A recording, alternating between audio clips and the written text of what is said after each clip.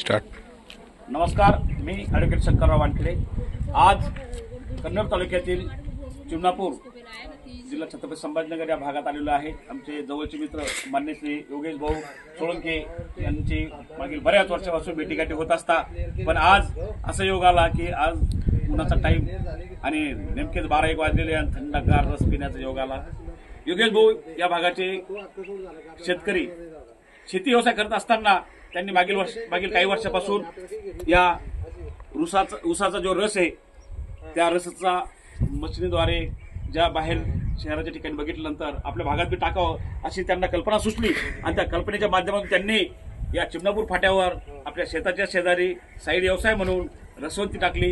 ही साई रसवंती या नावानं योगेश भाऊ इथे मागील बऱ्याच वर्षापासून जेव्हा उन्हाची चाहूल लागायला लागते तेव्हा रसवंतीचा व्यवसाय सुरू करता आणि या भागातील येणाऱ्या जाण्याच्या आजूबाजू गावातील आजूबाजू परिसरातील नागरिकांना सेवा देता.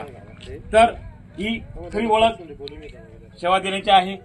मित्रांनो, आपण शेतकरी आहात, कष्टकरी आहात, काबाड कष्ट करून आपल्या मुलाबाळांचं पोट भरतो, आपल्या या संसारामध्ये आपलं अस्तित्व उभं करतो.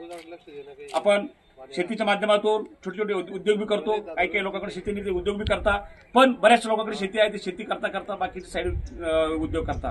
तर तशा प्रकार रसवंती हा एक साईड व्यवसाय आहे आणि साईड व्यवसायाच्या माध्यमातून आपलं स्वतःचं अस्तित्व, आपलं स्वतःचं जीवन कसं डेव्हलप करावं योगेश भाऊला हे सुचलं आणि त्या माध्यमातून ही एक रसवंतीच्या माध्यमातून त्यांनी व्यवसाय सुरू केला. आज त्यांची चांगली चंगळ आहे.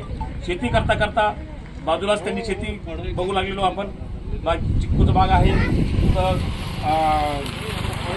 गहू आहे, हरभरे आहे, चांगल्या प्रकारची शेती ते घेत आहे आणि आजूबाजू परिसरात त्यांचे आणि त्यांच्या सगळ्या नातेवाईकाच्या आजूबाजू नागरिकांची शेती आहे.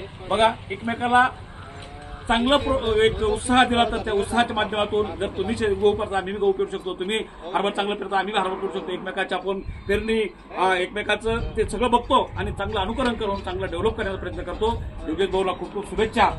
मी शेतकरी मित्र ॲडव्होकेट शंकरराव वानखेडे नेहमी आपल्यामध्ये येत असतो. आमचं कार्य आहे जेव्हा केव्हा आम्हाला वेळ भेटला तेव्हा शेतकऱ्यांमध्ये यायचं, त्यांच्यासारखं वागायचं. मित्रांनो, चांगलं जगा, चांगलं राहा, चांगला संदेश द्या. जय हिंद, जय महाराष्ट्र.